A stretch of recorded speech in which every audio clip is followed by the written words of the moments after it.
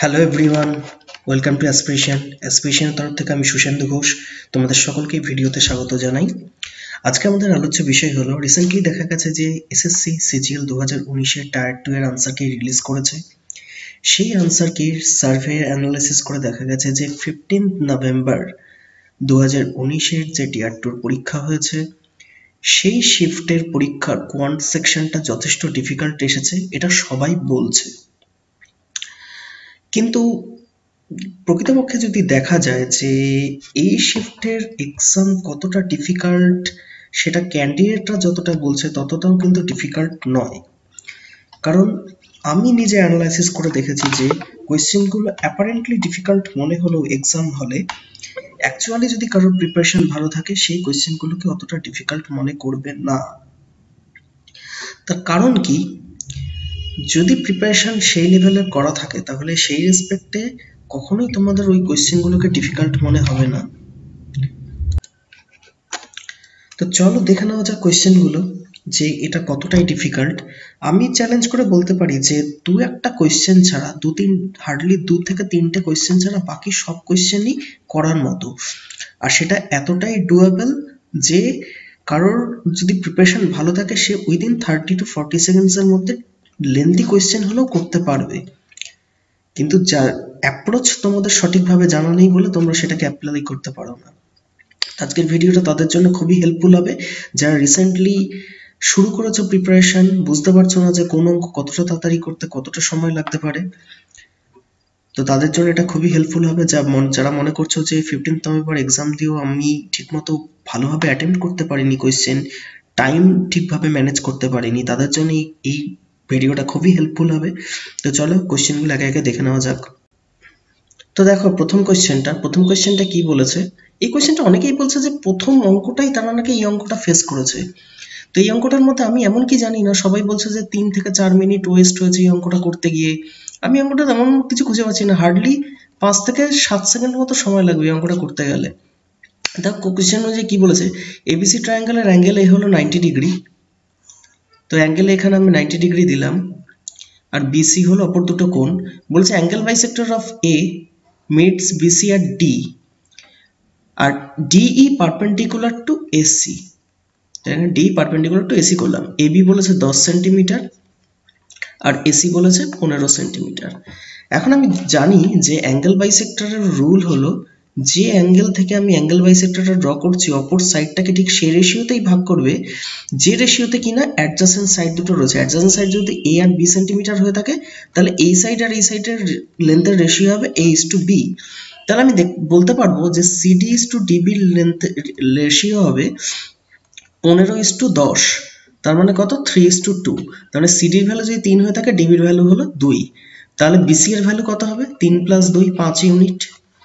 এবার দেখো আমি যদি ভালো করে দেখি এই ছোট ট্রায়াঙ্গেলটা সিডিই যার একটা অ্যাঙ্গেল 90 ডিগ্রি, আর এই বড় ট্রায়াঙ্গেলটা এবিসি যার অ্যাঙ্গেল এ হলো 90 ডিগ্রি। তাহলে দেখতে পাচ্ছি দুটো ট্রায়াঙ্গেলের মধ্যে দুটো অ্যাঙ্গেল হলো 90 ডিগ্রি আর দুটো ট্রায়াঙ্গেলের কমন অ্যাঙ্গেল হলো এটা। তাহলে থার্ড যে অ্যাঙ্গেলটা পড়ে রয়েছে এই দুটো অ্যাঙ্গেলও সমান হবে। যদি তাই হয় তাহলে আমি বলতে পারবো এই দুটো ট্রায়াঙ্গেল হলো সিমিলার ট্রায়াঙ্গেল। তাহলে সিমিলার ট্রায়াঙ্গেলের আমরা জানি সমান অ্যাঙ্গেলের অপোজিট সাইডের রেশিওগুলো সমান হবে। তাহলে এটা 90 ডিগ্রি অপোজিট সাইড হলো 3 ইউনিট আর এটা 90 ডিগ্রি অপোজিট সাইড হলো 5 ইউনিট। এটা 90 ডিগ্রি অপোজিট সাইড সিডি হলো 3 ইউনিট আর বিসি হলো এই অ্যাঙ্গেলের অপোজিট সাইড, বিসির ভ্যালু হলো 5 ইউনিট। তার মানে এই সিমিলার ট্রায়াঙ্গেল দুটো সমান অ্যাঙ্গেলের অপোজিট সাইডের রেশিওগুলো সবসময় 3:5 অনুপাতে ভাগ হবে। তাহলে আমাকে কোয়েশ্চেনে জিজ্ঞেস করছে ডি এর ভ্যালু কত। ডি এর মানে হলো এই অ্যাঙ্গেলটার অপোজিট সাইড, ছোট ট্রায়াঙ্গেলের সি অ্যাঙ্গেল সি এর অপোজিট সাইড।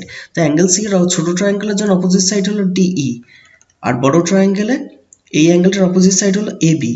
তাহলে D/AB এর রেশিও হবে 3:5।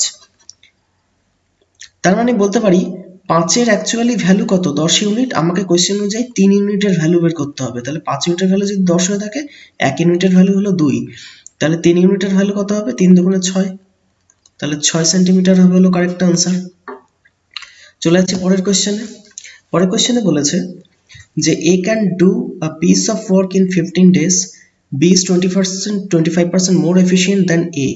তাহলে A কাজটা করছে 15 দিনে, তাহলে বি যদি 25% মোর এফিশিয়েন্ট হয়ে থাকে তার মানেই বোঝা যাচ্ছে যে এ যদি কাজটা করতে 5 দিন সময় নেয়, বি সেখানে 4 দিন সময় নেবে। তাহলে দেখতে পাচ্ছি এ 15 দিন সময় নিয়েছে, তার মানে বি কতদিন সময় নেবে? এটা 5 এর ঠিক 3 টাইমস হলো 15, তার মানে 4 এর ঠিক 3 টাইমস হবে 12 দিন। সি আবার বলেছে 40% মোর এফিশিয়েন্ট দেন বি, তার মানে বি যদি কোনো কাজ করতে 14 দিন সময় নেয়, সি সেখানে নেবে 10 দিন। তাহলে 14 দিনের এখানে 14 এর ইকুইভ্যালেন্ট ডেজ কত? 12, তার মানে 10 এর ভ্যালু কত হবে? 12 গুণ 10/14, তার মানে 7/7। তার মানে টোটাল যে কাজটা সেটা যদি এ একা করে 15 দিন সময় লাগবে, বি যদি করে 12 দিন সময় লাগবে, সি যদি করে 7/7 দিন সময় লাগবে। কোশ্চেন বলেছে প্রথমে এ আর সি কাজটা শুরু করেছে, তাতে 3 দিন সময় লাগছে। তাহলে 15 আর 7/7, এই দুটো যদি আমরা এলসিএম নিই তাহলে এলসিএম পাবো 7। তার মানে এ এর এফিসিয়েন্সি হলো 4, বি এর এফিসিয়েন্সি, সি এর এফিসিয়েন্সি হলো 7। ওকে, এখন এরা দুজন একসাথে কাজ করেছে, তার মানে এরা একদিনে করছে 4 আর 7 যোগ করলে 11 ইউনিট। 3 দিনে করলে তাহলে কত ইউনিট কাজ কমপ্লিট হবে? 33 ইউনিট। তাই 33 ইউনিট কাজ এ আর সি মিলে কমপ্লিট করছে। তারপর বলছে সি বেরিয়ে আছে, তাহলে বাকি কাজটা করছে এ আর বি মিলিয়ে, রিমেনিং ওয়ার্ক। তাহলে রিমেনিং ওয়ার্কটা কত? 60 ইউনিট ছিল হলো টোটাল ওয়ার্ক, তার মধ্যে 33 কমপ্লিট হচ্ছে, রিমেনিং কত? তাহলে 27 ইউনিট। এই 27 ইউনিটটা কমপ্লিট করবে কারা কারা? এ প্লাস বি মিলিয়ে। তাহলে আমার দেখতে হবে এ আর বি এর একদিনের এফিসিয়েন্সি কত। এ একটা কাজ করে 15 দিনে, আমি এখান থেকে দেখতে পাচ্ছি, আর বি করছে সেটা 12 দিনে। তাহলে এলসিএম যদি 60 নিয়ে নিই এই দুটো, তার মানে এর এফিসিয়েন্সি দাঁড়াচ্ছে এখান থেকে 4, বি এর এফিসিয়েন্সি দাঁড়াচ্ছে 5। তার মানে এই দুটো যোগ করলে বোঝা যাচ্ছে একদিনের এফিসিয়েন্সি। তাহলে এ আর বি এর একদিনের এফিসিয়েন্সি কত? 5 আর 4 যোগ করলে 9 ইউনিট। তাহলে 9 ইউনিট ওরা কাজ কমপ্লিট করে একদিনে। তাহলে রিমেনিং ওয়ার্কটা কত? 27 ইউনিট। তাহলে 27 ইউনিট করবে কত দিনে? 3 দিনে। 3 দিন হলো কারেক্ট আনসার। চলে যাচ্ছি পরের কোশ্চেনে। পরের কোশ্চেনে বলেছে যে on selling an article for rupees 123.40, the gain is 20% more than the amount loss incurred on selling the item for rupees 108। তার মানে 123 টাকায় বিক্রি করলে যত টাকা লাভ হয় সেটা 20% বেশি। কার থেকে বেশি? যদি আমি আইটেমটাকে 108 টাকায় বিক্রি করতাম, সেখানে যত লস হতো সেই লসের ইকুইভ্যালেন্ট যা ভ্যালুটা, সেই ভ্যালুর 1.2 টাইমস হলো এখানে 123.4 টাকায় বিক্রি করলে যে লাভ হতো। তার মানে ধরে নিই সিপি এক্স টাকা, ঠিক আছে, এক্স টাকা ধরে নিলাম। তাহলে প্রথমে লাভ কত হচ্ছে? 123.40 মাইনাস এক্স, এটা হলো গেইন। আর লস কত?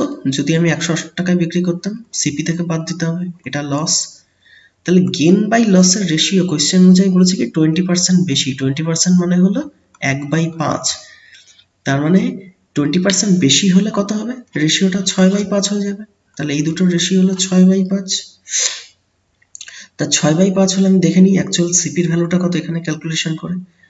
এখান থেকে 5 দিয়ে গুণ করলে পাবো 0.007, 6, 5 দুগুণ 10, 10, 1, 11, 617 minus 5x equals to 6x minus এটা হলো 648।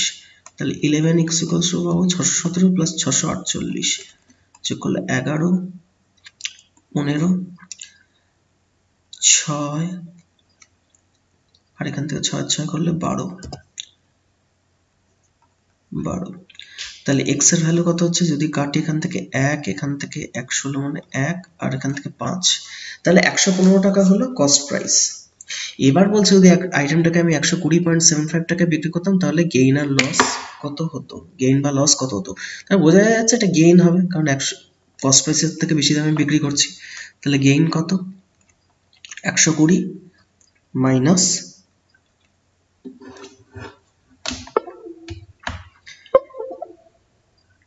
120 মাইনাস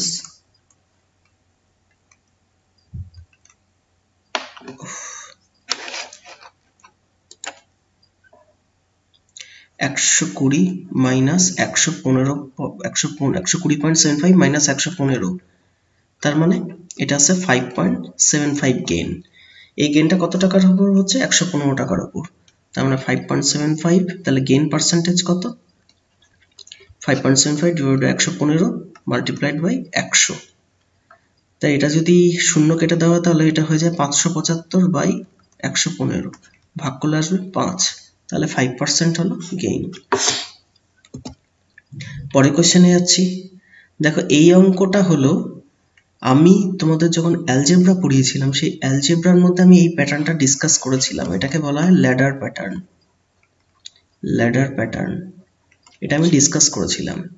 দেখো এই অঙ্কগুলো কি করে করতে হয় বলেছে, 45/53 equals to 1 divided by a plus 1 by, মানে বোঝা যাচ্ছে এটা ল্যাডার ফর্মে গেছে, সিঁড়ি ভেঙে ভেঙে। তা আমাকে এটা 1 বাই ফর্মে রয়েছে, তাহলে এটাকে 1 বাই ফর্মে আনতে হবে। এটাকে যদি 1 বাই ফর্মে লিখি তাহলে এটা আসবে 53/45। এবার 53/45, এই 45 এর থেকে 53 কত টাইমস বেশি, মানে 1 প্লাস 8/45 বেশি। তো এটাকে আমি এই ফর্মে লিখতে পারি। এবার এটাকে বোথ সাইডে যদি আমি কম্পারিজন করি তাহলে তুমি দেখতে পাবে যে এই ভ্যালুটাই হলো এটা ইন্টিজার ভ্যালু, তার মানে এর ভ্যালু হলো 1, বাকিটা তো ফ্র্যাকশন, তার ফ্র্যাকশনের ভ্যালু হলো এটা। আবার 8/45 কে যদি 1 ডিভাইডেড বাই ফর্মে লিখি তাহলে b plus 1 divided by c minus 2/5 এর ভ্যালু আসবে 45/8। এখন 45 থেকে এটা 5 টাইমস বেশি হয়ে তার থেকে 5/8 বেশি, তার মানে পূর্ণ সংখ্যার সাথে যদি কম্পারিজন করি তাহলে b এর ভ্যালু পাবো 5, বাকিটুকুনি c এর ভ্যালু। তাহলে c এর ভ্যালু হলো c মাইনাস 2/5 এর ভ্যালু হলো 8/5। যেহেতু এটা মাইনাস ফর্মে রয়েছে এটা 1 টাইমস বেশি যায় কিন্তু 2 টাইমসের থেকে কম, তার মানে আমার 2 মাইনাস 2/5 করতে হবে। তাহলে এবার যদি কম্পারিজন করি তাহলে দেখতে পাচ্ছি c এর ভ্যালু হলো 2, c এর ভ্যালু হলো 2। এই ভ্যালুগুলো জাস্ট এখানে বসিয়ে দাও, তারপর বলছে ভ্যালুটা কত, 4a minus b plus 3c, 4 multiplied by 1, b মানে হলো 5 আর 3c মানে হলো 3 মাল্টিপ্লাইড বাই 2। তা 4 মাইনাস 5 প্লাস 6 বাদ দিলে মাইনাস 1 প্লাস 6 মানে 5, তাহলে 5 হলো এর কারেক্ট আনসার। পরের কোশ্চেনে আছি। পরের কোশ্চেনে বলেছে a certain number of students from school X appeared in an examination, 30% students failed। এটা হলো প্রথম স্টেটমেন্ট যে এক্স স্কুল থেকে যতজন অ্যাপিয়ার করেছে তার মধ্যে 30% ফেল করেছে। এবার 150% more students from then those from school X appeared in the same examination from school Y, মানে স্কুল ওয়াই থেকে 150% বেশি স্টুডেন্ট স্কুল এক্স এর থেকে 150% বেশি স্টুডেন্ট অ্যাপিয়ার করেছে। বলছে 80% of total number of students who had appeared from X and Y passed। তাহলে বলেছে যে percentage of students who failed from Y. দেখো ওভারঅল যেটা, মানে এটা হলো তোমার মিক্সচার অ্যান্ড অ্যালিগেশনের অঙ্ক বেসিক্যালি, কারণ দুটো ভিন্ন ভিন্ন এক্স আর ওয়াই স্কুল থেকে ক্যান্ডিডেট অ্যাপিয়ার হয়েছে, একটা কিছু ফেল করেছে, তার মধ্যে ওভারঅল আবার বলে দিয়েছে এক্স আর ওয়াই থেকে যতজন অ্যাপিয়ার করেছে তার মধ্যে 80% পাস করেছে। তাহলে পাশের রেসপেক্টে যখন দেওয়া আছে আমি তাহলে সবকটা পাশের রেসপেক্টে নিয়ে যেতে পারি, বা চাইলে ফেলের রেসপেক্টে অঙ্কটা করতে পারি, কারণ এখানে বলেছে যে আলটিমেটলি যেটা চেয়েছে সেটা ফেলের রেসপেক্টে, তাহলে আমি সবকটাকে ফেলের রেসপেক্টেই নিয়ে যাই। তাহলে 80% এক্স আর ওয়াই স্কুল থেকে পাস করেছে মানে 20% ফেল করেছে, মানে মেইন ভ্যালুটা হলো 20। এই পাশে যদি আমি এক্স স্কুল রাখি, এই পাশে যদি ওয়াই স্কুল রাখি, তাহলে এক্স স্কুল থেকে প্রথমে দেখতে পাচ্ছি 30% ফেল করেছে, ওয়াই থেকে কত পাস করেছে ফেল করেছে সেটা আমি জানি, সেটাকে আমি এক্স ধরলাম যেটা কোশ্চেনে জিজ্ঞেস করেছে। আর এই নিচে যে দুটো রেশিও থাকবে সেই দুটো হলো কতজন স্টুডেন্ট এখানে অ্যাপিয়ার হয়েছে। আমি দেখতে পাচ্ছি এক্স স্কুল থেকে যদি 100 জন অ্যাপিয়ার হয়ে থাকে তাহলে ওয়াই থেকে 1 to 50% বেশি, মানে 250 জন ওয়াই থেকে অ্যাপিয়ার হয়েছে। তাহলে এক্স আর ওয়াই এর রেশিও কত, এক্স আর ওয়াই এর রেশিও হবে, দেখো এক্স আর ওয়াই এর রেশিও হবে এখান থেকে, দেখো তাহলে এখানে এক্স আর ওয়াই এর রেশিও হবে, এক্স আর ওয়াই রেশিও হবে 100:250, মানে 10:25 মানে হলো 2:5, 2:5 হলো রেশিও, তার মানে 2 আর 5। তাহলে এখানে মিন হলো 20 আছে, এক্স এর এখান থেকে 30% ফেল করেছে, ওয়াই এর এখান থেকে x% ফেল করেছে, আর রেশিও হলো 2:5। অ্যালিগেশনের রুল অনুযায়ী বলতে পারি 60 প্লাস 5x ইকুয়ালস টু দুটো মিলে 5 আর 2 যোগ করলে 7, 7 মাল্টিপ্লাইড বাই মিন ভ্যালু 20। সবকটা থেকে 5 গুলোকে কেটে দিলে 12, এখান থেকে 5 দিয়ে কাটলে এটা 4, তার মানে x এর ভ্যালু হলো 28, 4 সাথে করলে 28, 28 থেকে 12 বাদ দিলে 16, তাহলে 16 হলো সেই ভ্যালুটা যেটা কিনা y স্কুল থেকে ফেল করেছে, তাহলে 16 হলো কারেক্ট আনসার। চলে আসি পরের অঙ্কতে। পরের অঙ্কতে বলেছে, এই অঙ্কটা একটুখানি টাফ ঠিক বলবো না, এটা ইনস্টলমেন্টের অঙ্ক, যারা প্র্যাকটিস করেনি তাদের কাছে টাফ লাগবে, যারা প্র্যাকটিস করেছে তাদের কাছে এটা মোটেই টাফ নয়। দেখো কি বলেছে, বলেছে যে Sulekha borrowed a sum of money and returned it in 2 annual installment of rupees 5547. If rate of interest was 7.5% per annum compounded and yearly, total interest paid by her. প্রথমেই আমাকে যেটা করতে হবে সেটা হলো, যেটা এখানে ফ্র্যাকশন ভ্যালু, যেটা এখানে পার্সেন্টেজে দেওয়া আছে সেটাকে ফ্র্যাকশন ভ্যালুতে নিয়ে যাওয়া। তাহলে এটা পার্সেন্টেজে ইকুইভ্যালেন্ট ফ্র্যাকশন হবে 15/200, মানে হলো 3/40, মানে 40 টাকা যদি প্রিন্সিপাল ভ্যালু হয়ে থাকে তার উপর 3 টাকা ইন্টারেস্ট চার্জ হয়েছে। তাহলে আমি এখানে লিখছি 40 টাকা যদি প্রথম বছর হয়ে থাকে তার উপর পরের বছর গিয়ে 43 টাকা ইন্টারেস্ট সময় 43 টাকা অ্যামাউন্ট দাঁড়াচ্ছে। তার মানে এই অ্যামাউন্টটাই ও এক বছর পর গিয়ে ইনস্টলমেন্ট হিসেবে দিচ্ছে। তাহলে সেকেন্ড যে ইনস্টলমেন্টটা হবে সেটা স্কোয়ার রেশিওতে যাবে, মানে 40 স্কোয়ার হয়ে থাকলে এখানে 43 স্কোয়ার ইনস্টলমেন্ট দিয়েছে, কিন্তু ইনস্টলমেন্ট তো দুটো বছরই সেম দেবে। তার মানে এখানে 43 স্কোয়ার হতে হলে আমাকে এই জায়গাতেও 43 দিয়ে মাল্টিপ্লাই করতে হবে, কারণ এটাকে যদি 43 দিয়ে মাল্টিপ্লাই করি তাহলে এটাকেও 43 দিয়ে মাল্টিপ্লাই করতে হবে। তোমরা জানো যে এই সাইডটা ডিনোট করে আমি কত টাকা ইনভেস্ট করেছি বা কত টাকা বড় করেছি। তাহলে এখানে ইনভেস্টার নেই, এখানে বড় করেছে যেহেতু, তাহলে বড় অ্যামাউন্ট হলো এটা, আর এই জায়গাটা হলো কত টাকা ইনস্টলমেন্ট আমি দিয়েছি প্রতি বছর। ইনস্টলমেন্ট সমান সেই ইনস্টলমেন্টের অ্যামাউন্টটা কত, 43 স্কোয়ার। কোয়েশ্চেন অনুযায়ী 43 স্কোয়ারের ভ্যালু কত বলেছে, সেটা বলেছে 5547। এখন কোয়েশ্চেন অনুযায়ী বলেছে ইন্টারেস্ট কত দিয়েছে, তাহলে ইন্টারেস্ট কত দিয়ে থাকবে, ইন্টারেস্টের ভ্যালু কত হবে, ইন্টারেস্টের ভ্যালু হবে যত টাকা ইনস্টলমেন্ট দিয়েছে সেখান থেকে যদি বড় অ্যামাউন্টটা বাদ দিই তাহলে আমি ইনস্টলমেন্ট অ্যামাউন্টটা পেয়ে যাব, ইন্টারেস্ট অ্যামাউন্টটা পেয়ে যাব। ইনস্টলমেন্ট কত দিয়েছে, প্রতি বছর 43 স্কোয়ার করে দিয়েছে, কবার দিয়েছে, দুবার দিয়েছে, এটা হলো ইনস্টলমেন্ট অ্যামাউন্ট। বড় অ্যামাউন্টটা কত, বড় অ্যামাউন্ট হলো 43 মাল্টিপ্লাইড বাই 40 প্লাস 40 স্কোয়ার। এখন 43 স্কোয়ার মানে হবে হলো 43 স্কোয়ার 16, এদিক থেকে 16, এর থেকে 0 9, 3 4 12 আর 24, 1849, 1849 কে 2 দিয়ে গুণ করতে হবে, মানে 3698।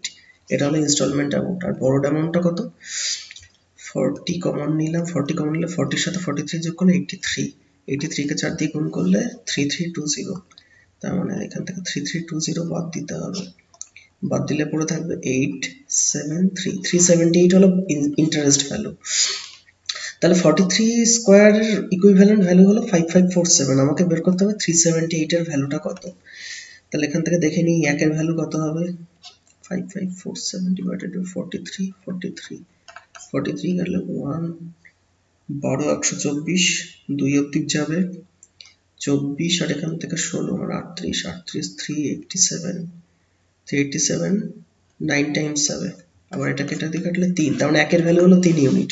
তাহলে 378 এর ভ্যালু কত হবে, 3 মাল্টিপ্লাইড বাই 378, 3 8 24, 24 লাস্টে 4 আছে এটাতে আর এটাতে, কিন্তু 3 তিরিখে 9 আর 2 করলে 11, এখন তো এটাই আসবে, ঠিকই আছে, তার আগে 3 আছে, অপশন 4 কারেক্ট। পরের অঙ্কটা দেখে নিই। পরের অঙ্কটা বলছে Rishu saves x% of his income if her income increases by 26% and expenditure increases, সবকটা ইনক্রিজ করছে আর সেভিংসটাও সেই সাথে ইনক্রিজ করছে। তাহলে বলছে x এর ভ্যালু কত, ইনকাম, এক্সপেন্ডিচার, সেভিংস নিলাম, এটা হলো আর্লিয়ার, এটা হলো ল্যাটার। তাহলে প্রথমে ধরে নিলাম ইনকাম 100 টাকা ছিল, সেভ করছিল x টাকা, তাহলে এক্সপেন্স কত হচ্ছিল 100 মাইনাস x। পরে কি হলো, ইনকাম 26% বেড়ে গেল, মানে ইনকাম হয়ে গেল 126 টাকা, এক্সপেন্ডিচার 20% ইনক্রিজ করেছে, মানে 1.2 টাইমস বেড়েছে। সেভিংস কতবার বেড়েছে? 1.5x, 50% বেড়েছে। আমরা জানি income equals to expenditure plus saving, তাহলে এটা ইকুয়ালস টু এটা প্লাস এটা লিখতে পারি আমি। তাহলে 126 equals to 120 minus 1.2x plus 1.5x, তাহলে 0.3x ইকুয়ালস টু 6 টাকা। তাহলে x ইকুয়ালস টু পাবো হলো 20। তাহলে কত পার্সেন্ট সেভ করছে ইনকামে? 20% সেভ করছে। পরের অঙ্কটা দেখে নিই। বলছে in a circle with centre O a diameter AB is produced to point B lying outside and PT is a tangent to the circle at point C. তো কোশ্চেন অনুযায়ী ডায়াগ্রামটা draw করে নিই।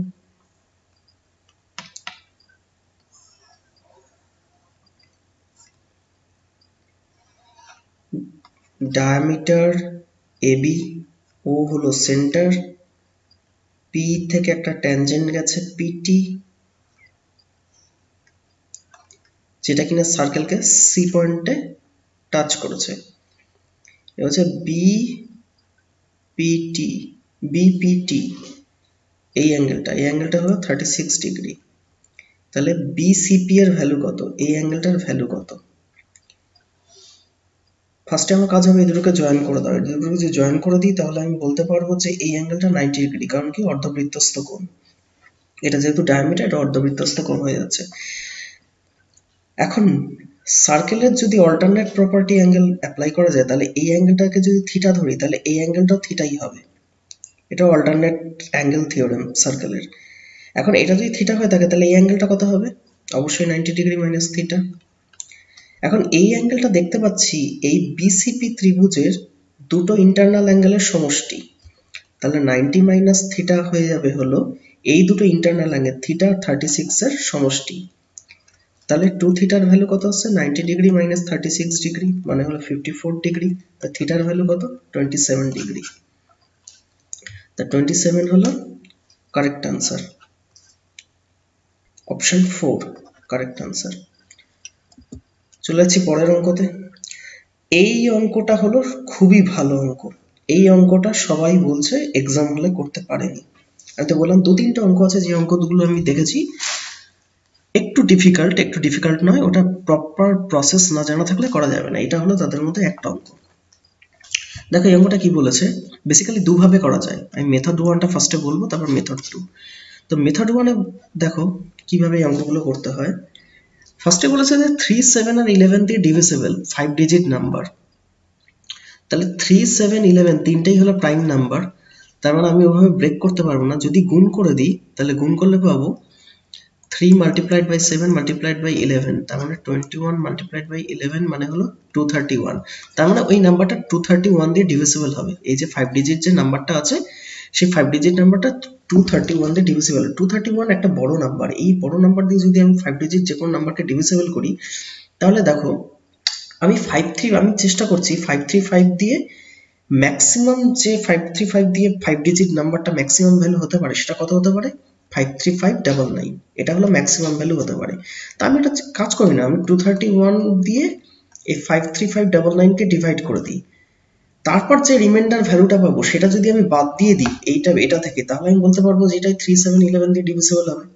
এটাই সবথেকে বেটার অ্যাপ্রোচ। এটাই আমি method 1 হিসেবে try করব। মানে এক্সাম হলে এই মেথডটা আমার মাথায় আসা উচিত যদি মেথড 2টা না জানা থাকে, যেটা কিনা আমি পরে বলবো। তা ডিভাইড করে দেখি।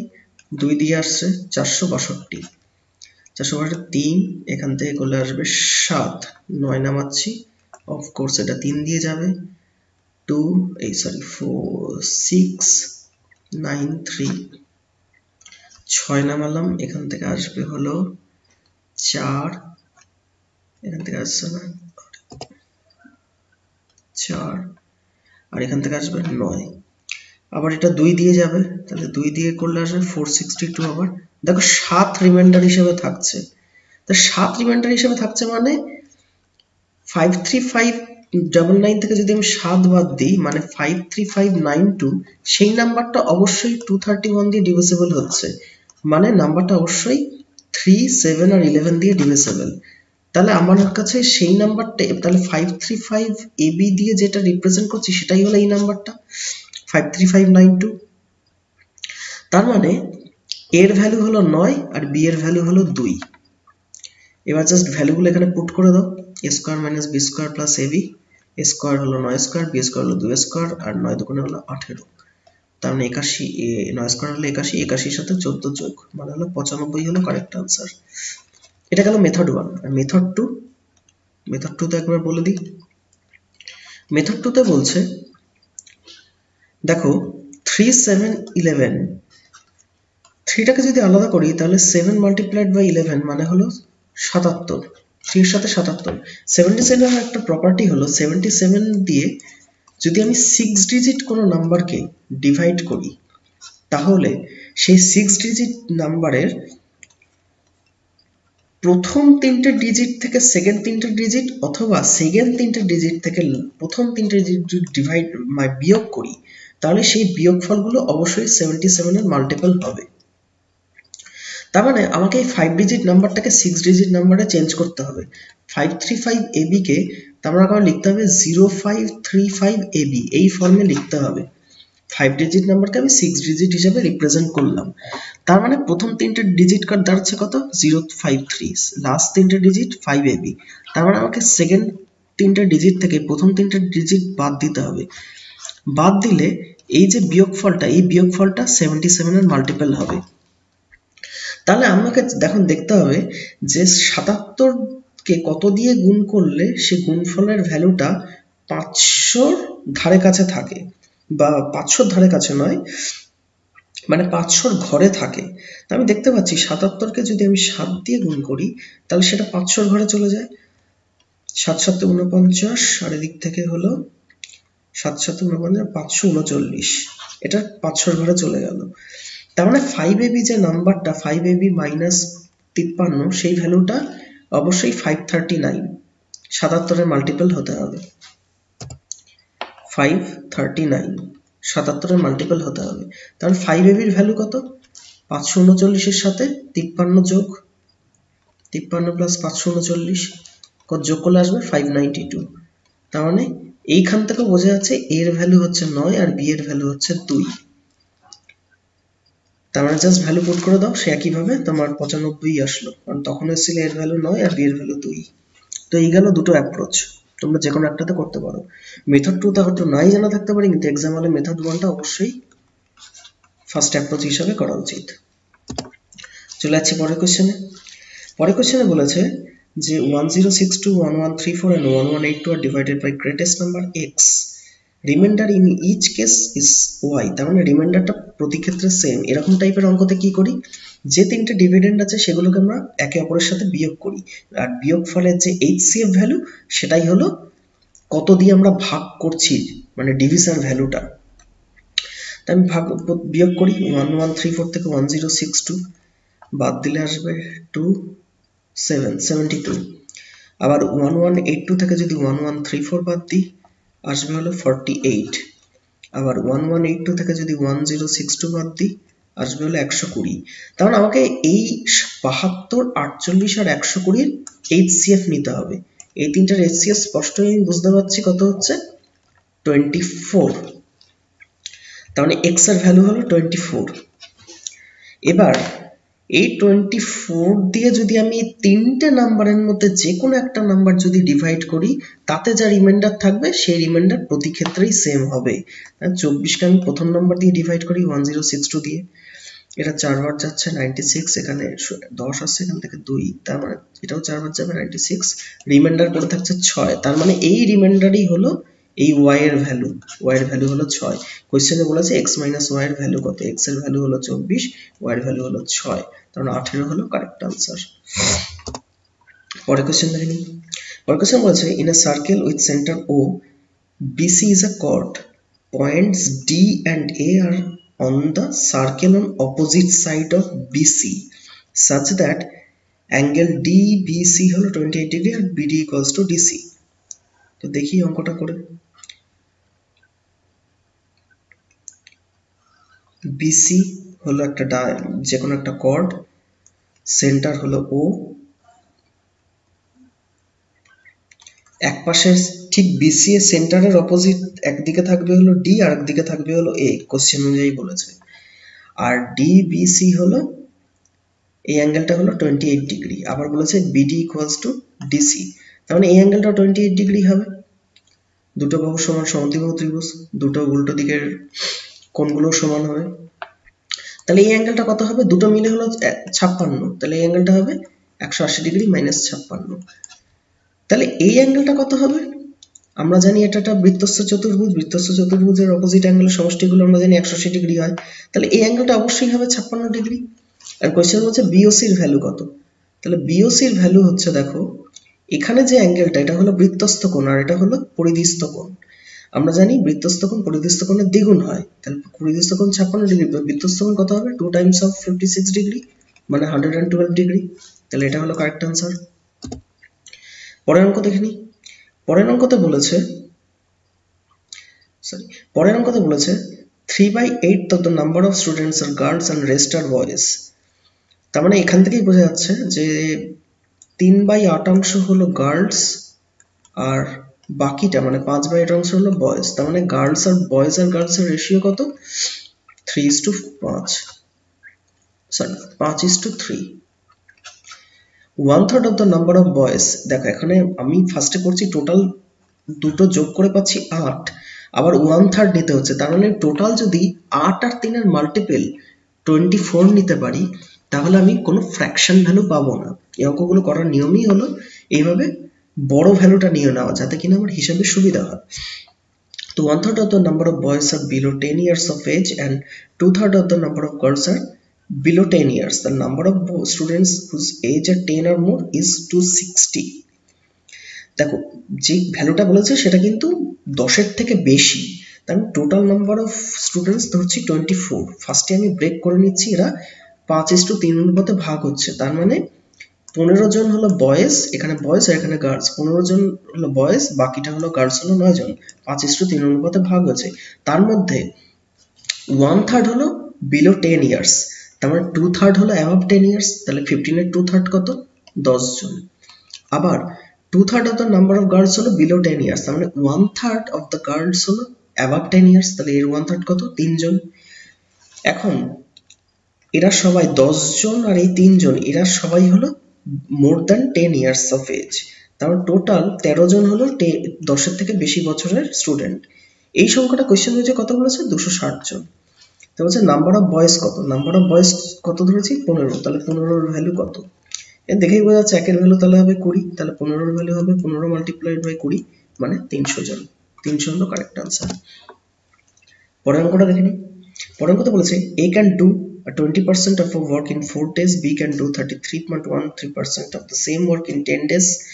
তাহলে A 20% কাজ করতে পারে হলো 4 দিনে, তাহলে এক অংশ কাজ করতে পারে কত দিনে? 20% মানে হলো 1/5, তাহলে এক অংশ করতে পারবে 4 মাল্টিপ্লাইড বাই 20 মানে 20 দিনে করতে পারবে, 4 মাল্টিপ্লাইড বাই 5 20 দিন। বি 1/3 কাজ মানে 33.13%, 1/3 কাজ 1/3 কাজ করতে পারে 10 দিনে, তাহলে এক অংশ কাজ বি কত দিনে করতে পারবে? 30 দিনে।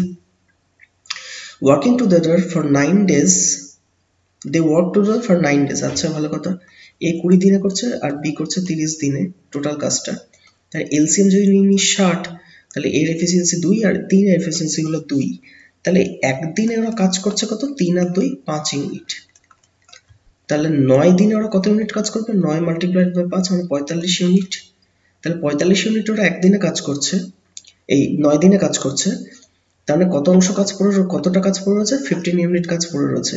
যে C completed the remaining work, মানে এই 15 ইউনিট কাজটা সি 6 দিনে কমপ্লিট করছে, ঠিক আছে?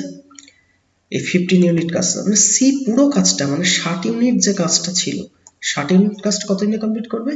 এটা 4 টাইমস আছে মানে এটাও 4 টাইমস 24 দিনে কমপ্লিট করবে।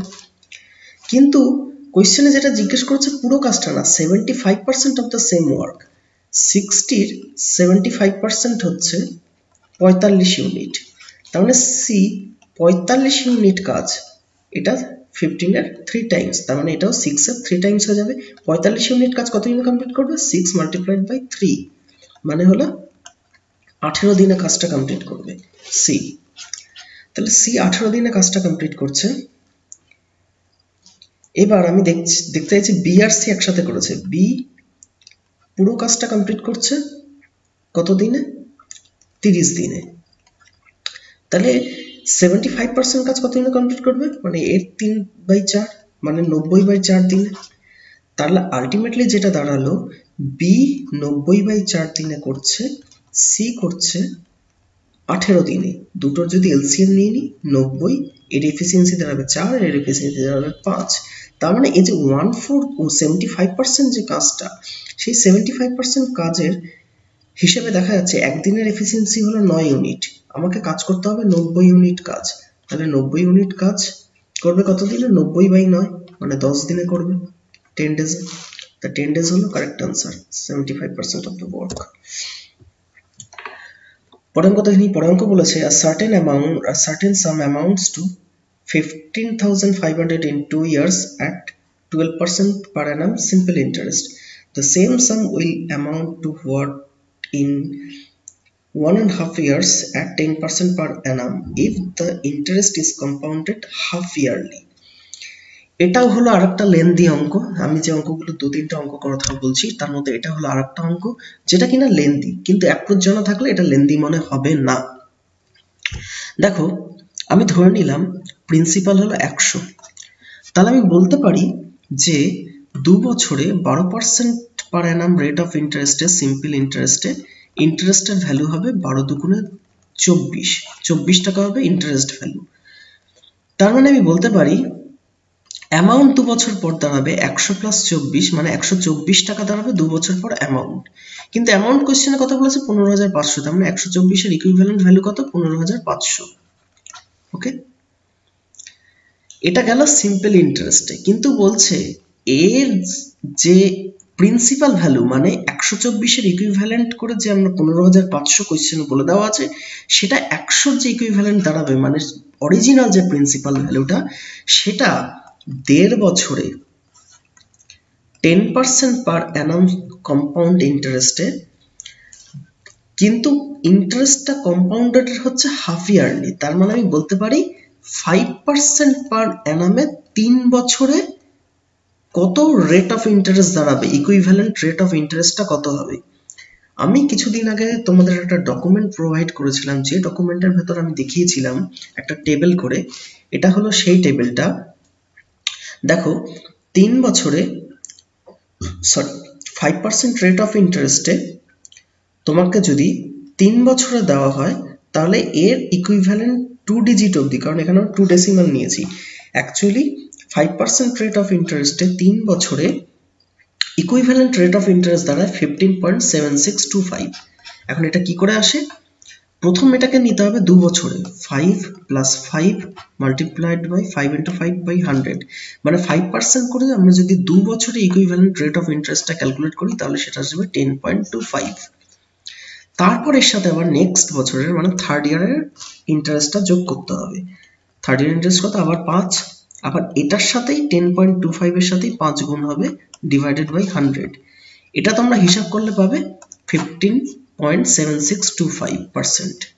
এটা হলো 5% এর 3 বছরের কম্পাউন্ড ইন্টারেস্টে ইকুইভ্যালেন্ট রেট অফ ইন্টারেস্ট। তার মানে ইকুইভ্যালেন্ট রেট অফ ইন্টারেস্ট আমি যদি আপ টু 2 ডেসিমাল অবধি 15.76 নিয়ে নিই এই হিসাব অবধি, কারণ আমাকে এখানে নিয়ারেস্ট টু ₹1 মানে নিয়ারেস্ট 2 ডেসিমাল অবধি নিলেই হয়ে যাবে।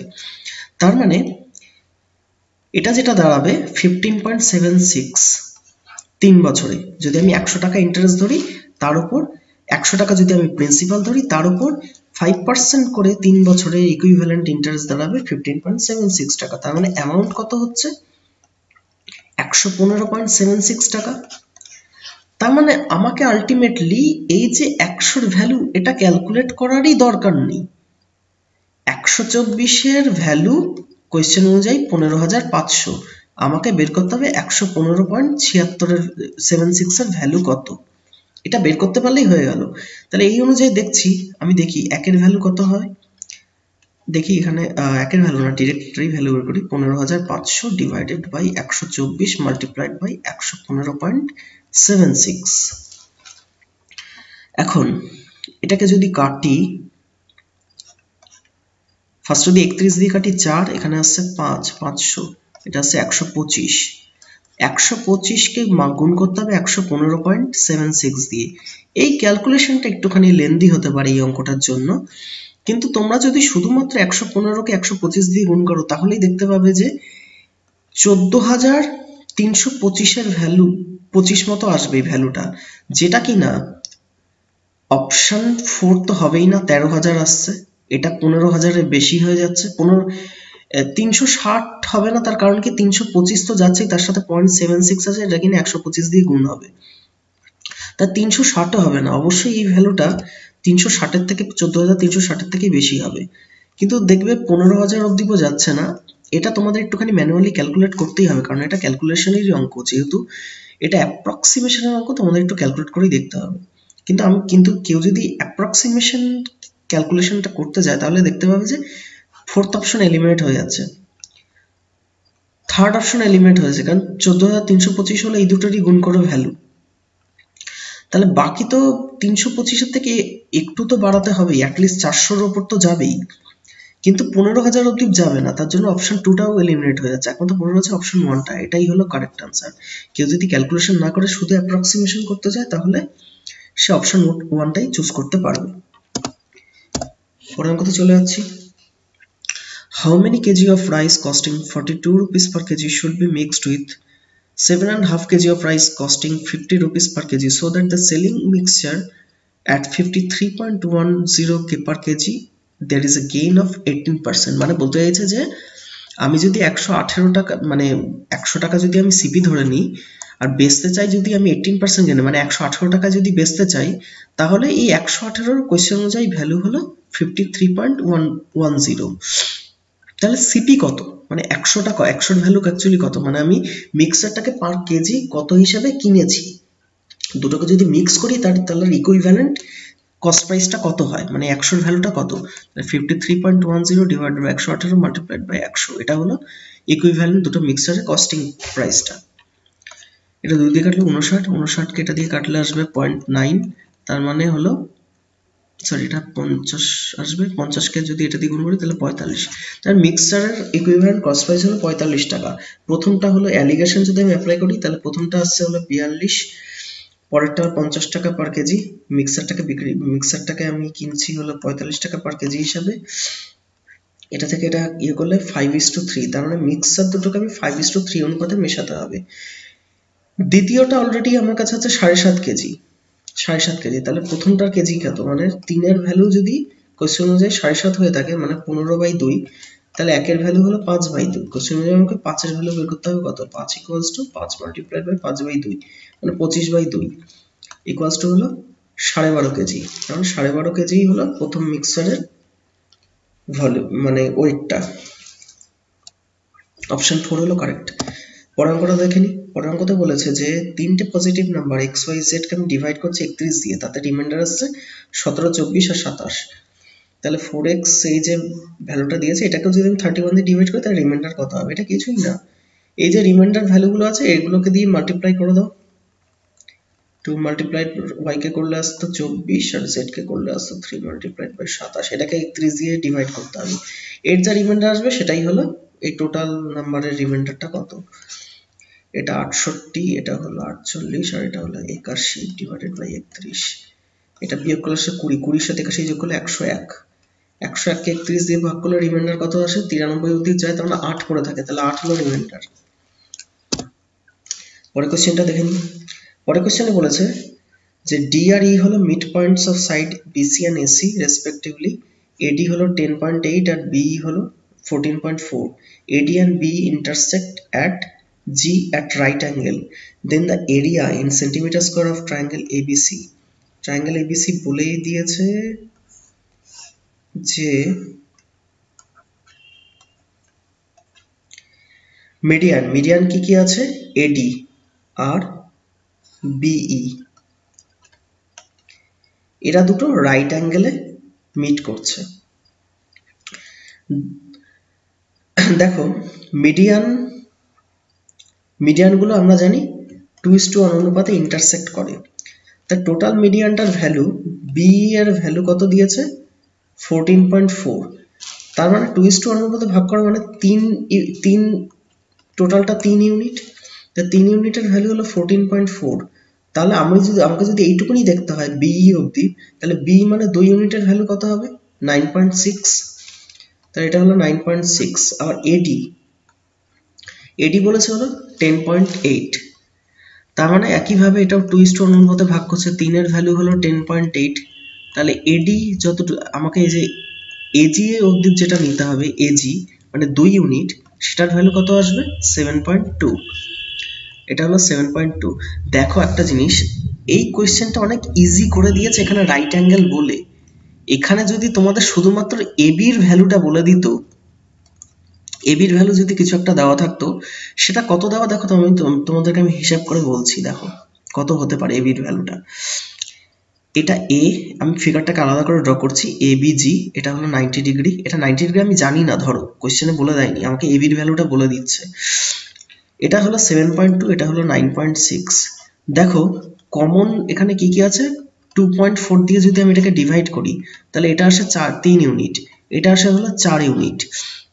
তাহলে 2.4 এর 5 ইউনিট, মানে এখানে যদি 12 বলে দিত, মানে এখানে রাইট অ্যাঙ্গেল না বলে যদি এবির ভ্যালু বলে দিত 12, তাহলে আমাকে এই থেকে বুঝে নিতে হতো যে এটা একটা রাইট অ্যাঙ্গেল ট্রায়াঙ্গেল, কারণ 3, 4, 5 হলো ট্রিপলেট ফর্ম করে।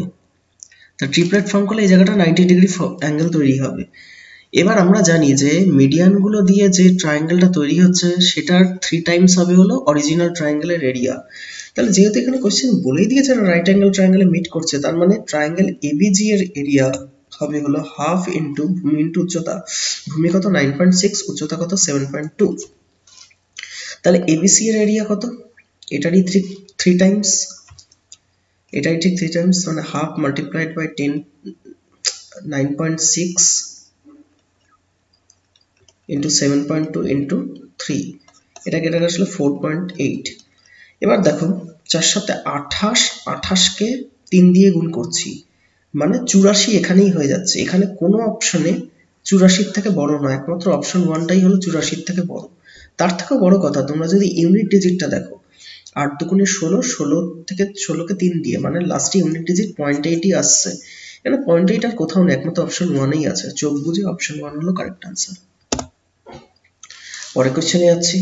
পরের কোশ্চেন হচ্ছে, Shashi sells 2 articles for rupees 5,000 each with no loss and no profit in the overall transaction. If one article is sold at 16 and 2/3% loss, the other will be sold at the profit of কত percent?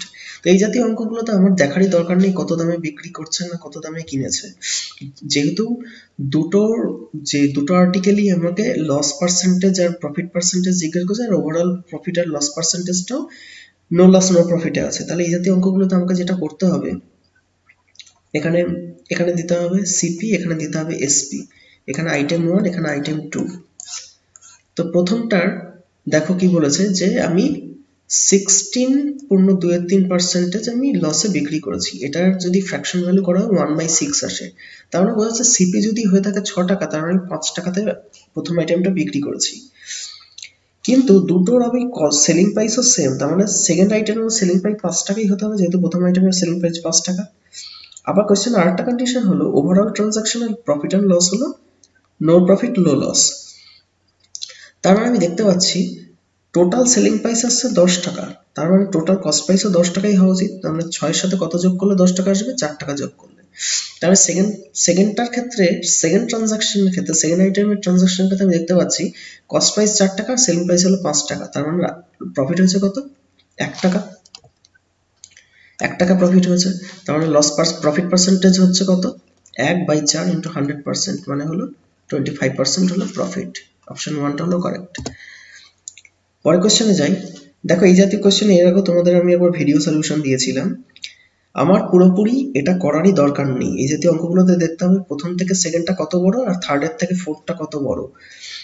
প্রথমটার থেকে সেকেন্ডটা 6 unit বড়, আর থার্ডের থেকে ফোর্থেরটা হলো 10 unit বড়। তাহলে প্রথমটার সাথে আমি যদি x যোগ করি, সেটার যা ভ্যালু হবে, আর থার্ডের সাথে যদি x যোগ করি, এই দুটো ঠিক এই রেশিওতেই থাকবে, 6/10 রেশিওতেই থাকবে, মানে হলো 3/5 থাকবে। এবার এখান থেকে যদি হিসাব করো, তাহলে 45 + 5x = 63 + 3x 2x equals to 18 মানে x এর ভ্যালু হলো 9, তার মানে কত যোগ করতে হচ্ছে 9। এবার হচ্ছে মিন প্রপোর্শনাল। মিন প্রপোর্শন মানে কি? মিন প্রপোর্শন হলো এই যে এই দুটো নাম্বারের গুণ করে তার under root value, 3x minus 2 multiplied by 5x plus 4।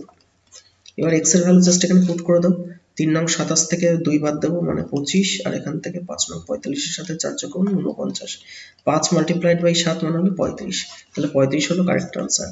এটা হয়তো অনেকে করতে চাইবে সেই বড় মেথডে 9 প্লাস x, মানে প্রথমটার সাথে সেকেন্ডটা x যোগ করলে যে রেশিওটা থাকবে, 21 এর সাথে x যোগ করলে আবার 31 এর সাথে x যোগ করলে, মানে এটা যে রেশিও থাকবে এটা সেই রেশিও থাকবে। এটা করলে তোমরা দ্বিঘাত সমীকরণ পেয়ে যাবে।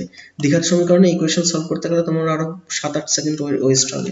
তার থেকে এই মেথডটা ট্রাই করো, অনেক ইজিয়ার মেথড, সবসময় এটা কাজ করবে। তো দেখো আমার কাছে যে কটা কোয়েশ্চেন এসেছিল সবাই পাঠিয়েছে যে এই কোয়েশ্চেনগুলো ওদের করতে গিয়ে টাইম লেগেছে বা মনে হয়েছে এক্সাম হলে করা যায়নি। আমি সেই কোয়েশ্চেনগুলো আজকে তোমাদের ডিসকাস করলাম। তোমাদের যদি অন্য কোনো কোয়েশ্চেন থেকে থাকে যে করতে প্রবলেম হচ্ছে, তোমরা কমেন্ট বক্সে জানাও, আমি সেগুলো আবার ভিডিও সলিউশন দিয়ে দেবো। তো ভিডিওটা ভালো লাগলে থাকলে তোমরা লাইক করো, শেয়ার করো, আর বিভিন্ন স্টাডি গ্রুপগুলোর মধ্যে শেয়ার করে দাও। Thank you.